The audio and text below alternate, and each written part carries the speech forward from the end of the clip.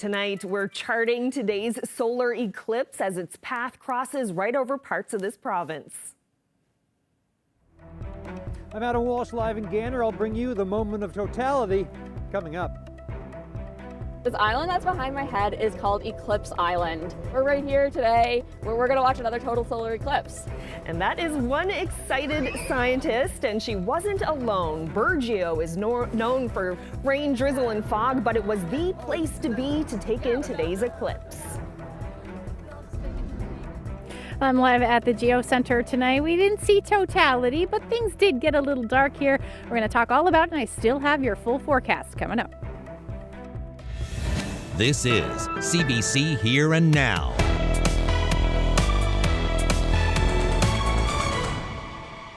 Good evening and welcome to Here and Now. Well, today's solar eclipse is our top story. It seems the best place to have been in the province today might have been Burgeo.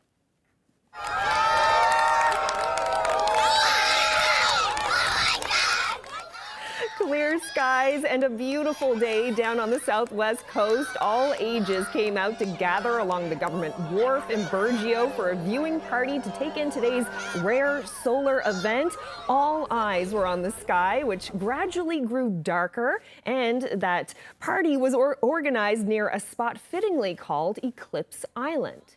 It's like so small and bright. Yeah.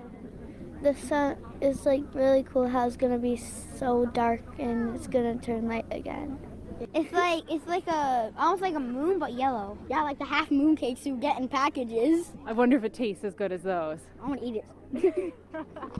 Did you learn about this in school at all? A little bit. We watched a video on it and it was okay. Cool. Okay, so the sun was like thinking. The sun was saying like, oh, the moon's probably jealous. That's why he wants to take up all my space. Then the moon sends him a letter. I'm not jealous.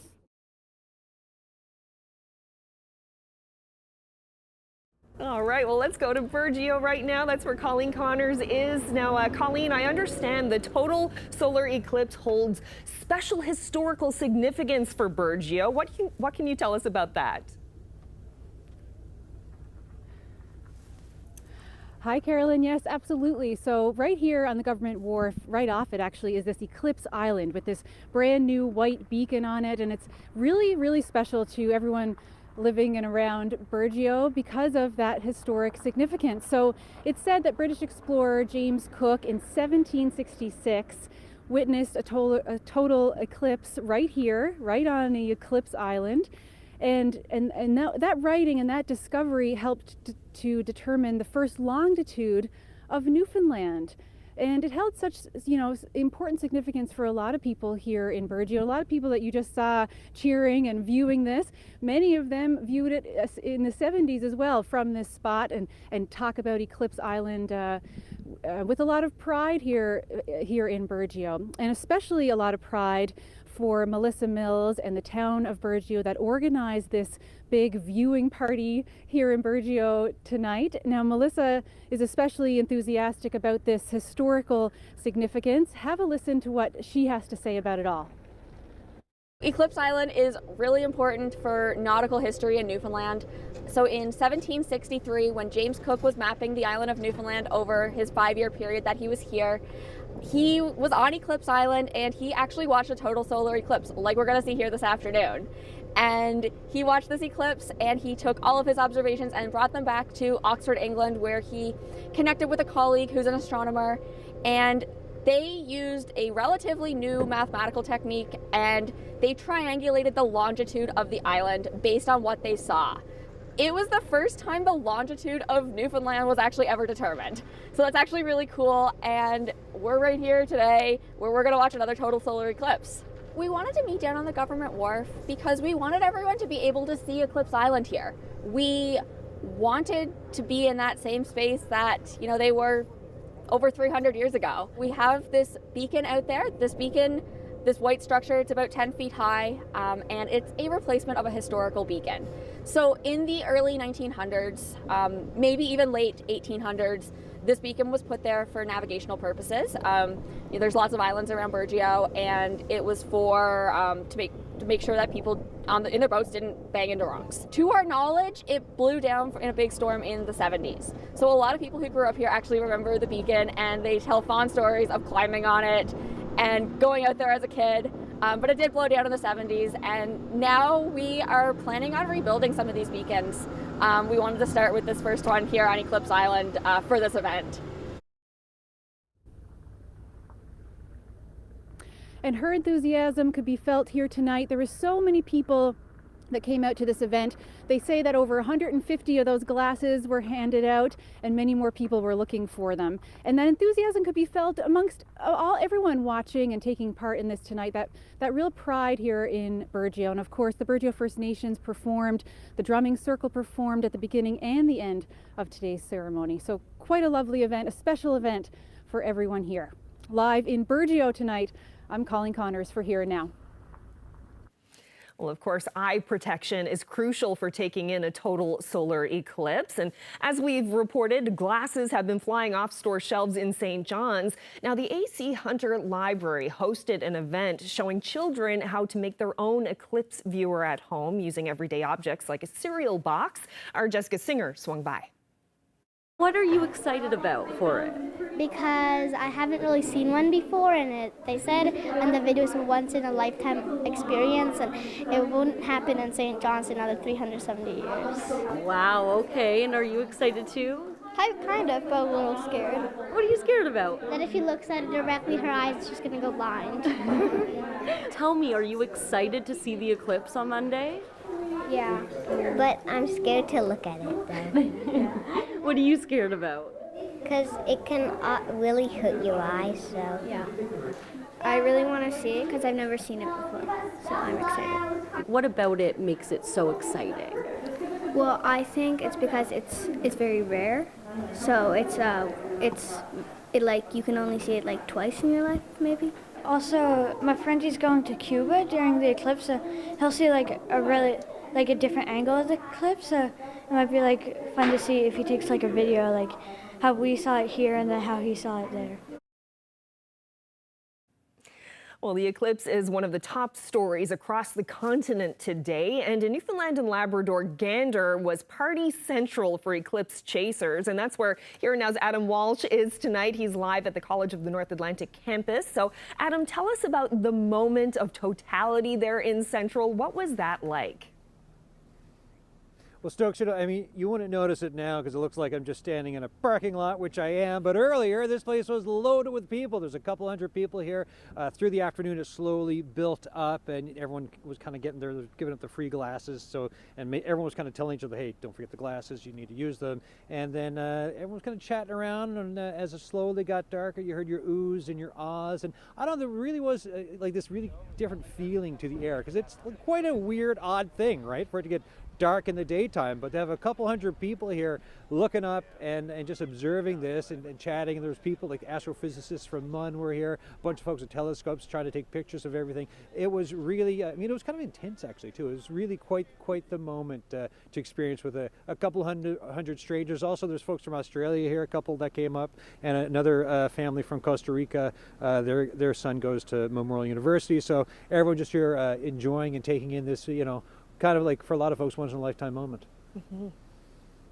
Well, Adam, I'm so glad that you got a good view of it. It was pretty cloudy here in St. John's, so we didn't get the same kind of spectacle that you got out in Gander, but there was a lot of excitement in the lead up to this event in Gander. Can you tell us about that?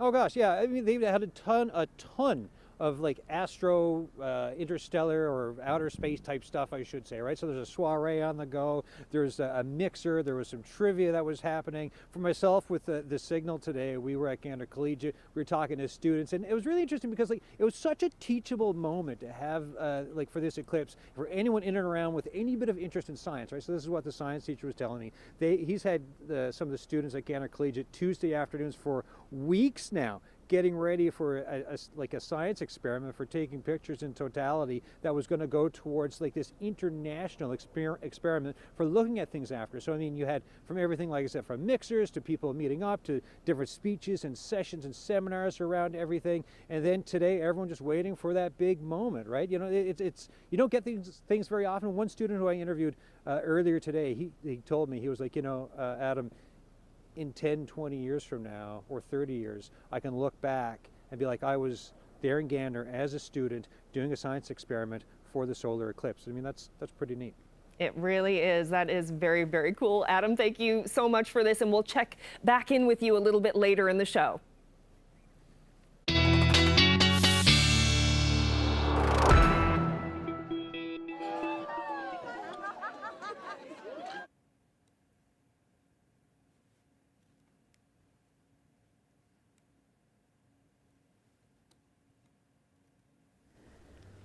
All right, we had a little bit of trouble there, Ashley. And we're live at the solar eclipse tonight. Go ahead. That's all right. Yeah, we're at the Geo Center today for the solar eclipse. Cloudy, as everybody's been mentioning here in St. John's, but we did get a few glimpses of the sun at times. It actually made it a bit more exciting out here. There was a bunch of us out here kind of taking it in. Didn't really need the glasses because there was so much cloud cover, but like I said, we did get a few glimpses out there. Now here at the Geo Center, there were hundreds of people this afternoon, and inside, where it is much warmer, they have been live streaming the NASA stream. So we've been seeing the solar eclipse as it was headed across its path of totality through a good chunk of the afternoon today, which has been really lovely as well. We still have that cloud cover hanging around, unfortunately. We've got some cooler temperatures as well out here, and unfortunately that is going to continue. I know some of us woke up to snow this morning, which we weren't very happy about, but we do have a bit more of that on the way, and I will get into all of the forecast details a little later, and we're also going to have a couple of chats with some astrophysicists. You can still smoke it, eat it, drink it, and vape it. You're just not going to get your dope any longer from this shuttered factory here in Argentia. When I was walking through the facility this morning and listened to the echoes of my voice, it was like a failure in my voice. You know, I was brought in here to maintain this business, to grow this business, and it's like I said, it's running uphill in molasses, and when you think you're at the molasses, you get into sand. The Great Cannabis Collapse. I'm Terry Roberts, and I'll have that story tomorrow on Here and Now. Well, now to some news from the courts. A sexual assault trial began today in St. John's for a lawyer who went all the way to the Supreme Court of Canada to try to conceal his identity. 72-year-old Robert Regular is accused of sexually assaulting a woman who was a teenager at the time of the alleged first offense. Regular is accused of assaulting the woman on 4 different occasions as she and her mother sought help from a lawyer. Our Ariana Kelland has that story.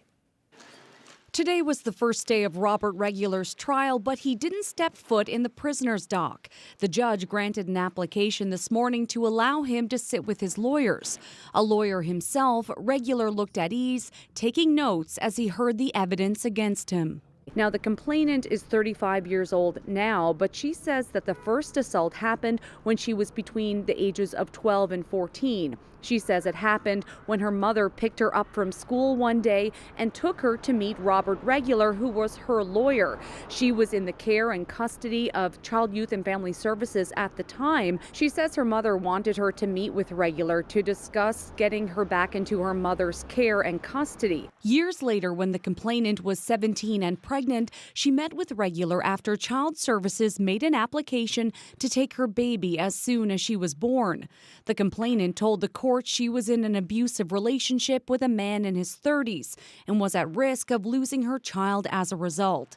She says Regular was the only lawyer she knew and went to his office. She says he sexually assaulted her and that she later told an employee with Child Services what happened. It's expected that worker will testify. Years passed by and the complainant reached out to Regular again when dealing with police. She says she knew what would happen if she did. She says she had sex with Regular in exchange for his legal services. She says it happened twice and left her feeling disgusted with herself. In total, Regular is facing 4 charges of sexual assault and 1 count of sexual interference in relation to when the woman was underage. Regular is being represented by Rosellen Sullivan and Jerome Kennedy. It's expected that the complainant will be cross-examined by them tomorrow. The Crown is expected to call 4 other witnesses before wrapping up its case. Ariana Kelland, CBC News, St. John's. Well, a first-degree murder trial 5 years in the making will have to wait another week to begin. 40-year-old Kirk Keeping is accused of killing his ex-partner Chantel John of Conn River in 2019. In court in Grand Falls, Windsor this morning, another delay in the case. CBC's Alex Kennedy reports. Kirk Keeping appeared virtually here in Grand Falls, Windsor this morning, charged with killing his ex-partner Chantel John. The courtroom was full of potential jurors who were told by Justice Glenn Knoll that ongoing legal developments have delayed the 6-week trial. Keeping will now be represented by St. John's lawyer Mark Brushy. Now, for the John family, this has been a grueling 5-year ordeal. She was killed in January 2019, and since then, there's been years of delays triggered by Keeping. Now, this trial was set originally for jury selection in May 2021, but was delayed by Keeping after he fired his legal aid lawyers after a vote of no confidence. It was a year ago that jury selection was set again, and then Keeping made another move, wanting the province to pay for private lawyers rather than legal aid. Alex Kennedy, CBC News, Grand Falls, Windsor. Well, shifting to some sports news now, the owner of the Newfoundland Rogues says more people need to start coming to sports games. Tony Kenny's comments come in the wake of last week's loss of the Newfoundland Growlers hockey team. The Rogues are the only pro sports team left in the province, and Kenny says even though it's cheaper to maintain a basketball team, the Growlers still need support. Ultimately, it's going to be decided by the fans, the corporate sponsors, the city of St. John's, the downtown community, and the province needs to look at it and see if this, what we're doing, brings any value to the province as a whole, to the city. Meanwhile, about 20 Newfoundland Growlers fans gathered in front of Mary Brown Centre in St. John's on Sunday, showing their support for the former ECHL team one last time. They brought jerseys, flags, and a lot of noise. We're all here today to show our support to the Newfoundland Growlers, where they sadly folded this week. And so we didn't get to say a proper goodbye to them. So we figured, hey, come down on the game they were supposed to play and show them how much we appreciate them the 5 years that they've been here for us. Everybody at this fan base is so passionate about hockey here. And to be honest, like when everybody found out on Growlers Nation that the team was gone, everybody was so upset about it. I was totally devastated, disappointed, and I felt very hurt that we supported this team and yet they couldn't work it out to keep the team here. If they had played the last few games, we would have had a chance to properly say goodbye, but we had no chance at all. And the last time we saw the players was at the meet and greet they had last week or the week before now, and we all went there and got the autographs and pictures and everything. And little did we know that we were going to be, that would be it. We're here to support the Growlers because they had to fold. It was upsetting because I made a lot of friendships through the Growlers, and it was just kind of sad. My probably favorite memory from the Growlers was when we got to meet Oren Centazzo and Zach Solo up with the Marleys, because we went for Blind Hockey Nationals. For 2 games. Why didn't they fold Trois-Rivières why didn't they fold Trois-Rivières, but they folded the Growlers?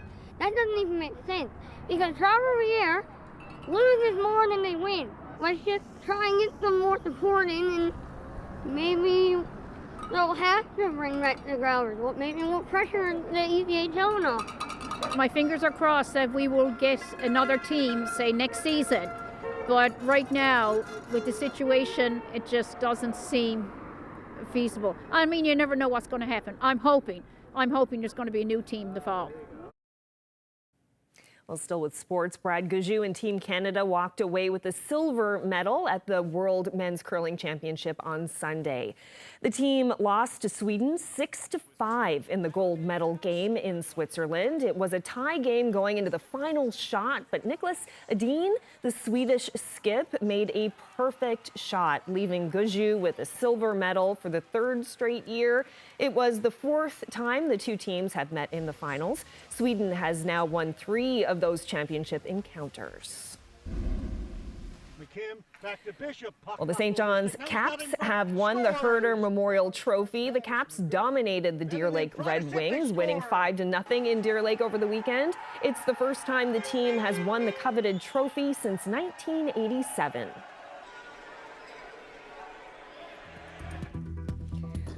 Well, and that's our own Rivu Rashid, host of CBC Radio's Labrador Morning, competing in a speed cubing competition in Prince Edward Island this past weekend. Rivu won 2 bronze medals in his race to solve a 3x3 and a 4x4 Rubik's Cube.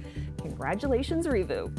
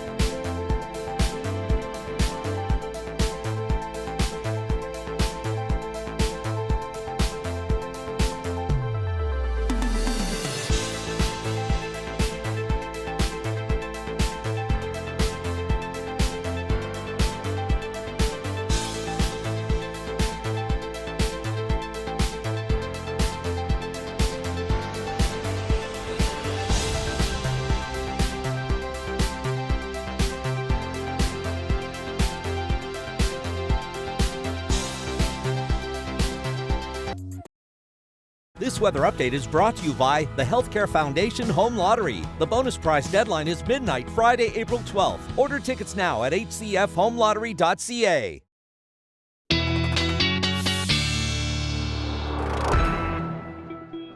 right, checking in now with Ashley live at the Geo Center. I see that you are indoors right now. Lots of stuff on the go up there today. It sounded like there was a really big crowd up there. What kind of stuff is happening there? Yeah, there was a massive crowd this afternoon. I'd say like at least 300, if not more people. When we came in, the lineup was into basically the parking lot. So a lot of people here to take in the solar eclipse, which was very exciting today. And I'm joined by two people who are very excited about the solar eclipse. This is Terrence Tricot. Tricot, yes. Yeah, and Matthew Mike Power, geez. So we, when I first got here, you guys were very excited about what was going on. And up next behind me too, there's also a screen that has been playing the Path of Totality all through the day. So if people don't know yet what a solar eclipse is, can you give me an idea of what it is? Yeah, so in very simple terms, the moon moves in front of the sun, blocking its light, and the darkness that we see is us standing in the shadow of the moon. Very, very simply put there, thank you. So this was a pretty significant event, and why is it important for people to experience this? Yeah, so I think one of the most important things about this event is actually like communities getting together, and specifically like the educational perspective on it, because in schools and whatnot, and especially for children, it allows people to get really interested in the science, and then it can allow teachers to go a little bit outside the curriculum and actually, kind of get into some stuff and get a bit passionate about astrophysics too. And was there any point where you were doing any sort of teaching, or kids coming up to you and asking you all sorts of questions? Yeah, so lots of questions throughout the day. And the best part about children, especially the younger ones, is they ask the best questions because they're not afraid of asking, quote, stupid questions, right? There's no such thing as a stupid question, but they don't have that fear. Yeah. So it's really good. So what was your favorite question you got asked? Oh my, I think my favorite question I got asked by a young person this morning was, how did the moon actually come to be? Which is actually a very complicated question, right? So it's not the easiest thing to answer. You can't answer it in a short period of time. So it was pretty fun, though. And what was your favorite part about this whole day today? I had, a young person came up and asked me about the graviton. Okay. Which maybe you've never heard of it. It's a very rare thing, a very rare concept to be aware of. So I was very surprised to get that question. Yeah, there's lots of smart kids around here for sure. So what was the biggest takeaway for you? For me, I'd say the biggest takeaway was just it was incredible to see the community come together like this, and just the amount of people that we had today was crazy, right? And just everybody, get passionate about science and really get in here and ask a bunch of questions. It was wonderful. Yeah, and this place definitely inspires science for sure. Thank you very much. Unfortunately, we, saw a lot of cloud cover here in the St. John's area, so we're gonna get right into the forecast because, we got a lot more where that came from. So as far as the forecast is concerned, or at least right now, you can see all of that cloud cover in the east. That area of low pressure dropped 10 centimeters of snow at the airport officially this morning. Areas like Paradise, though, saw a bit more than that. About 18.5 centimeters was what was recorded. But skies cleared out nicely through areas of central and up across Labrador. Unfortunately, those temperatures, or rather the clouds, stuck around for a good chunk of the day today. And we're also starting to get into some of that colder air. That's why what fell today was all snow.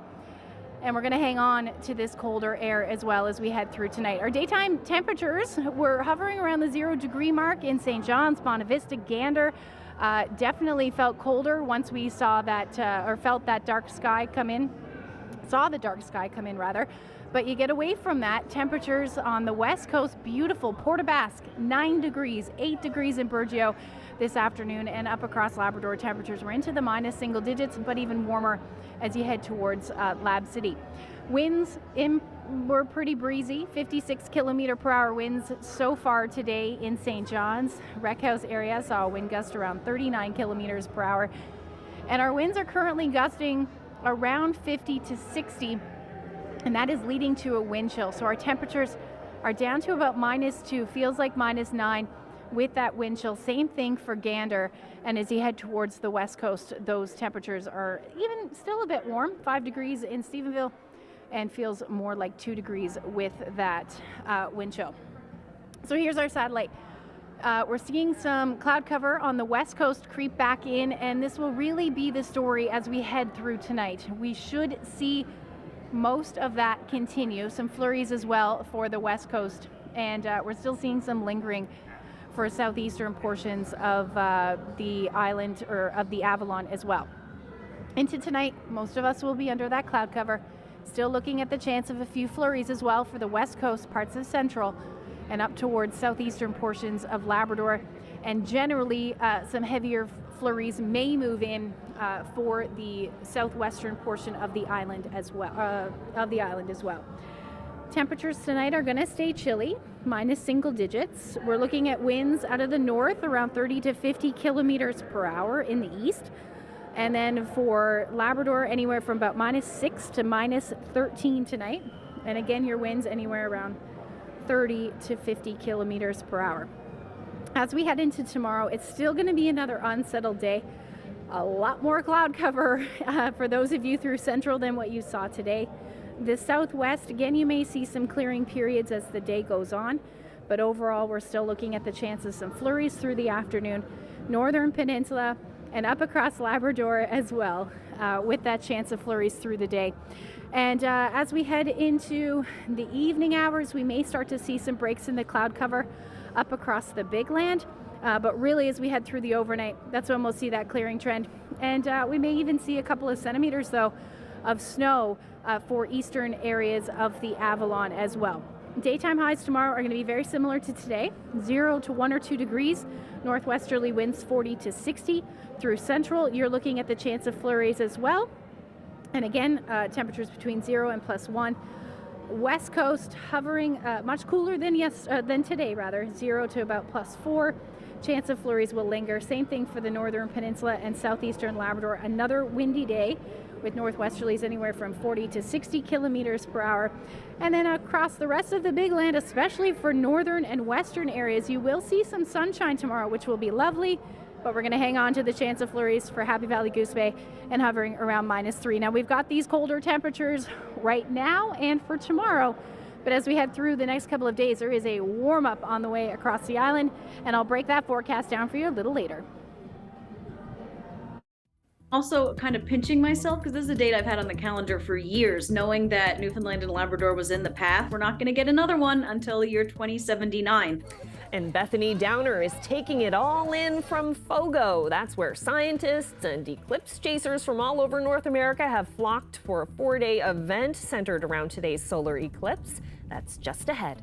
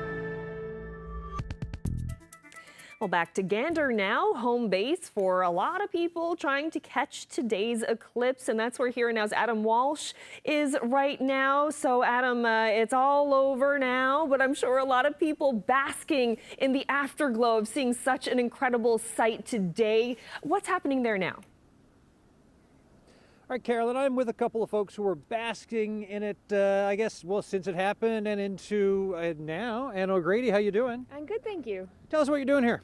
So, yeah, I'm Anna Grady. I'm a postdoctoral fellow at Carnegie Mellon University in Pittsburgh, but I am originally here from Kilbride, and I'm a proud alumnus of Memorial.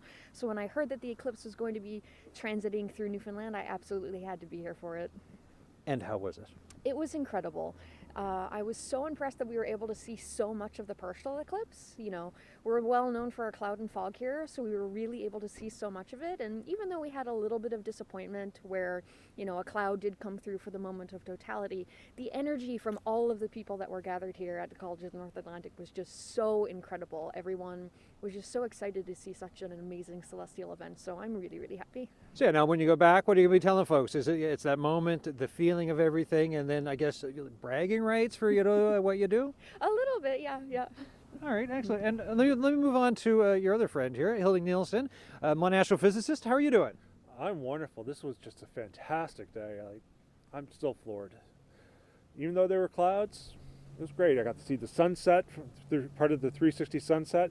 I got to enjoy the partial. Everybody was excited. We were giving away glasses, and it was just fantastic. It was great to be around so many people. When you were on the signal earlier today when we were at Gander Collegiate, right? So Monday to Friday, folks, lunchtime across Newfoundland and Labrador, in case you ever miss it. You're saying, 1 in 10 chance about the clouds and stuff. And then when we were here this afternoon, it started to slowly open a bit, and it came out, and like everyone with their glasses were watching. I was just like, yes, that 10% chance, Hilding. I've never been so glad to be wrong. And I'm wrong fairly often, so that's good. And you had some students with you, right? So what was it like for them? What were they saying to you afterwards? Oh, they were just so happy. A lot of them traveled in today from St. John's. We had some there earlier today at the signal, and they were just happy. They were glad to be a part of it. They were enthusiastic. They were just floored too, and I think it's an experience they'll remember. So when's the next one of these? In Newfoundland, we got a while, so 2079. 2079. I really don't think me and you are going to be having this interview in 2079. I will. I don't. That's up to you. All right, then it's a date. I'll see you then. Thank you very much. Good. Thank you both. Thank you. All right, that's it for me live from Gander 2079. Stokes, me and you, let's do this again, okay? Optimism, for sure. Love the optimism. All right, well, today's eclipse is a dream come true for St. John's own Bethany Downer. She's the Chief Science Communications Officer with the Hubble Space Telescope, and she's on Fogo Island to watch the eclipse today and says that she's been waiting for this day for years. I spoke with her earlier today. So Bethany, such an exciting day today, especially for someone as passionate about space as you are. Can you tell me how you're feeling now that the day is finally here? I'm excited. I'm also kind of pinching myself because this is a date I've had on the calendar for years, knowing that Newfoundland and Labrador was in the path for a total solar eclipse. We get one somewhere on the planet roughly once every year and a half, but to have one in the province, we're not going to get another one until the year 2079. So I was delighted to see that my home province was on that line, and to be here now today, we're delighted and excited. And just seeing how much the community is coming together for it. There are people that have traveled internationally for this to come to our province to experience it, and just seeing the excitement online so far is getting me really excited. Anytime people are talking about space, I love it. Yeah, and you're on Fogo Island right now. Can you talk to me a bit more about who else is there for the eclipse? So we have an international audience of guests that are here at the inn to celebrate this special event with us. We started planning this almost 2 years ago. So it's exciting that it's finally here. The community is very excited. We were at the school this morning teaching the kids about how to view the eclipse safely and getting them all excited too.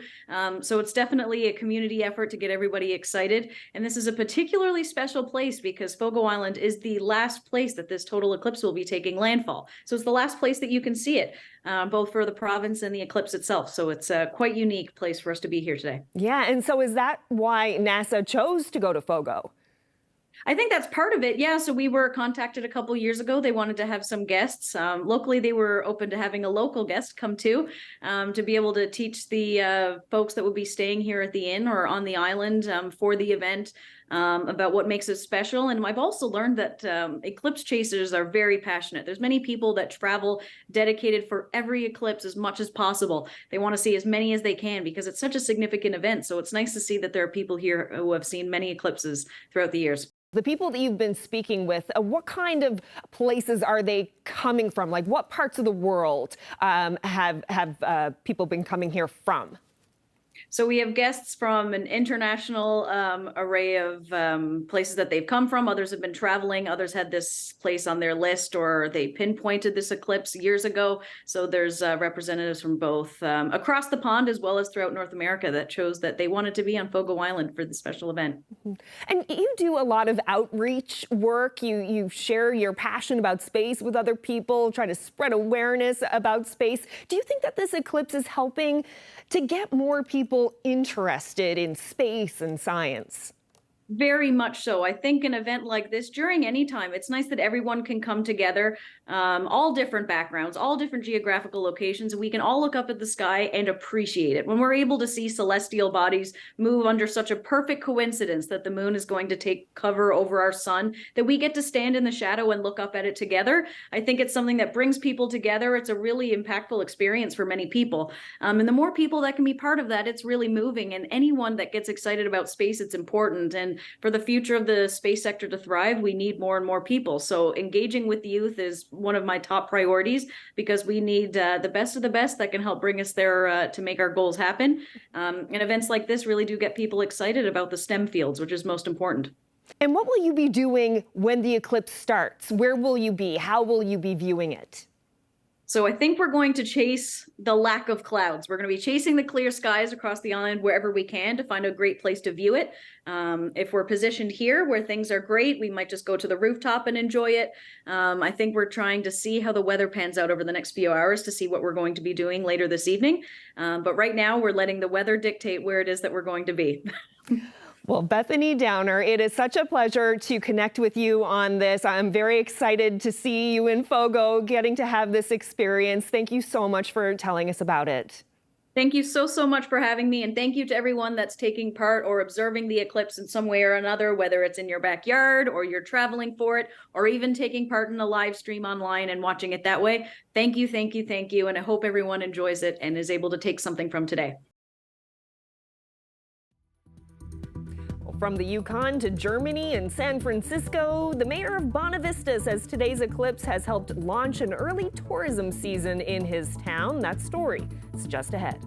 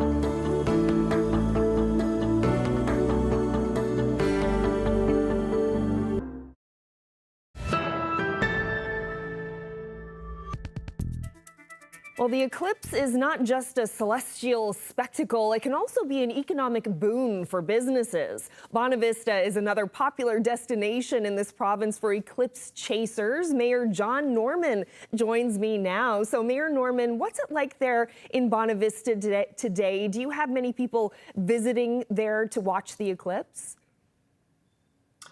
Yes, indeed we do. Unfortunately, it's a cloudy day, but we have people from all over the world in Bonavista over the last few days. And I'm wondering about the kind of economic impact that this has had on the Bonavista area. What have you seen in that regard? Yeah, it's gotten quite a bit of attention. People have noted the Canada postage stamp with Bonavista to Niagara Falls on the Eclipse stamp. We've had, as I said, people coming in from all around the world. I know people who are housing in their accommodations, people from the Yukon, from New York, San Francisco, from Germany and the UK. So, of course, it's a bit of an early start to the tourism season. Hopefully now we can line up some icebergs over the next few weeks and things can get rolling maybe a month earlier than usual.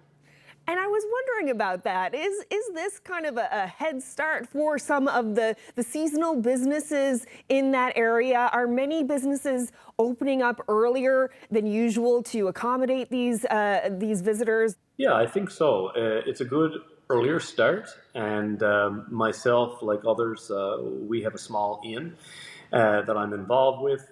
We opened our seasonal rooms about 3 weeks earlier than normal. And of course, we're going to keep them open now. So we're getting, sprinkling of bookings in April and early May, when normally we would have waited till the second week of May to open up and see those. So certainly that's a little bit of a boost, and that's encouraging. And we're seeing that with a number of seasonal businesses in the area. They've decided to just open early, and they're going to remain open from here on through the fall. What does that mean for Bonavista in general, having that kind of extra economic activity to start the tourism season? It's another boost. I mean, Bonavista and its tourism sector, it's one of the three big industries in the region. It's a multi-million-dollar industry, employs hundreds of people. So any boost to the tourism industry, still a couple of years after COVID, we're still in a way coming out and rebuilding from that. So it's a bit of a victory for us. And I would say the type of coverage we're getting nationally around the eclipse, and just the name and the word Bonavista and the Bonavista Peninsula being mentioned over and over, showing up on the postage stamp again, it's very beneficial to us. Part of our UNESCO Global Geopark actually is the rock image that's on that postage stamp called the chimney at Spiller's Cove, just around Cape Bonavista. Well, Mayor John Norman, as you say, anytime small businesses get a boost, it's a good thing. Thank you so much for speaking with me today. Really appreciate it. Thank you. We'll have a look at this time lapse taken today in the Codroy Valley on the westernmost point of the island. Thanks so much to producer Mike Rossiter for capturing that site. Well, back in August of 1999, the province was treated to not one, but two sunrises. It would be the last solar eclipse of the millennium. We're dipping into the Here and Now archives to bring you this report from Otso Risori.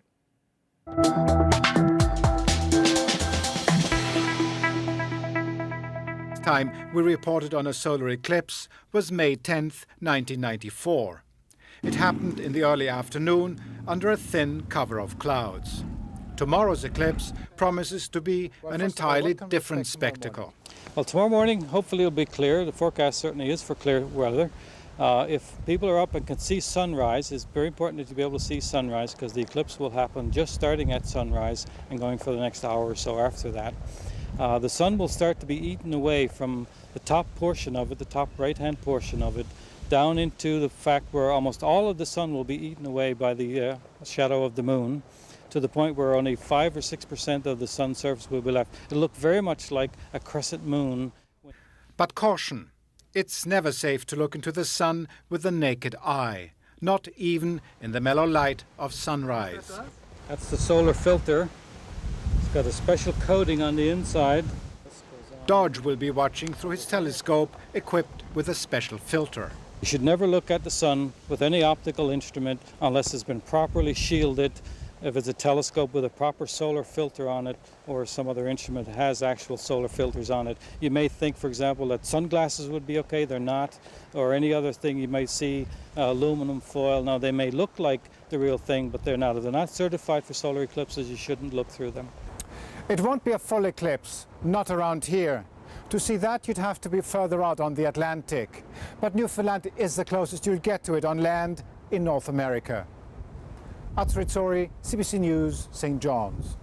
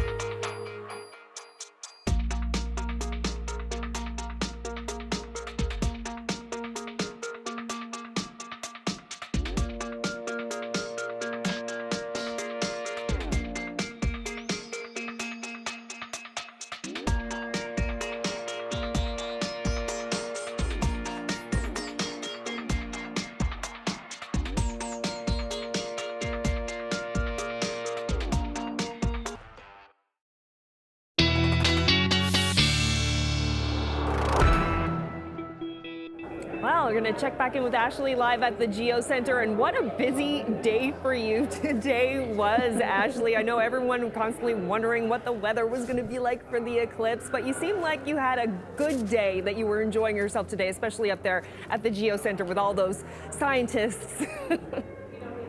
Yeah, yes, it did get a bit stressful this afternoon, I'm not going to lie. Hoping that the clouds were going to clear, especially for those people that were on the path of totality, which it looks like it did beautifully, especially in Burgeo this afternoon. Yes, lots of kids here. I think the number I heard was about 600 people, and they did have lots of kids, and they're all leaving with either buttons or stickers, which is exciting. So we've got lots of things to talk about as far as the weather is concerned in the long-range forecast.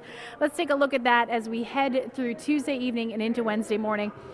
We are looking at some unsettled conditions. That onshore flow is going to continue, which could drop a couple more centimeters of snow by the time we get into Wednesday, and then eventually that will clear, or at least some clearing trend into the afternoon, especially up across Labrador. We may hang on to some cloud cover though across the island, but our daytime highs are going to stay on the cool side, only between 0 and about +4 for the island, and up across Labrador above 0 to about 3 or 4 degrees as well. But again, the better chance of some sunshine will be for the northern portion of Labrador as well as western portions of Labrador. Now, as we head through Wednesday evening and into Thursday, this is when we're going to see a bit of a shift in the wind, more of a onshore flow, more southerly flow for those of you on the south coast. And actually Thursday looks beautiful. We're going to sit under that ridge of high pressure as our ridge of high pressure starts to build, and that should clear things out. That southerly flow, as you know, should bring us some milder temperatures as well, although areas for Lab West anyway we'll see some increase in cloud. We'll see that towards the north coast of Labrador as well. And overall, our daytime highs will sit between 5 to 9 degrees for most of us, except for northern and western Labrador, where we'll sit between 3 and 4 degrees. Temperatures are going to just continue to warm up. Thursday, Friday looking beautiful for St. John's and Eastern Newfoundland. However, some rain will move in as we head into Sunday, but double digits will be the story. About 10 degrees. We're going to see even warmer temperatures through Central. Friday, rain a little bit earlier, but 10 to 13 degrees through your Saturday. Western Newfoundland looking at between 9 and 11 degrees, again with some rain. And up across the Big Land, you're looking at temperatures above 0 as well, and that will be the story for Western Labrador, although it will be more on the way of rain through the day. This is an eclipse shot. I didn't have a chance to get some of the most. There are some beautiful eclipse shots, but this one's just as beautiful. Northwest River sunset. Stephanie shared that great shot with us, and if you have any weather photos that you would like to share with us, you can send them to nlphotos@cbc.ca. Right, thank you so much, Ashley. And even though we didn't have a great view of the eclipse in St. John's today with all the cloud cover, it was still pretty neat, though, to see everything go really dark and see some of the street lights turn on. So we still got some excitement here in St. John's, I think. Yeah, definitely. And especially here out in the courtyard here, people got so excited when we even just got a little glimpse of it. So yes, very exciting. All right, well, that's it for us. Ashley, you need to go home now and just relax. No more forecasting to do for the eclipse now, so until 2079. So, all right, that's it for us. Thanks so much for joining us, everyone.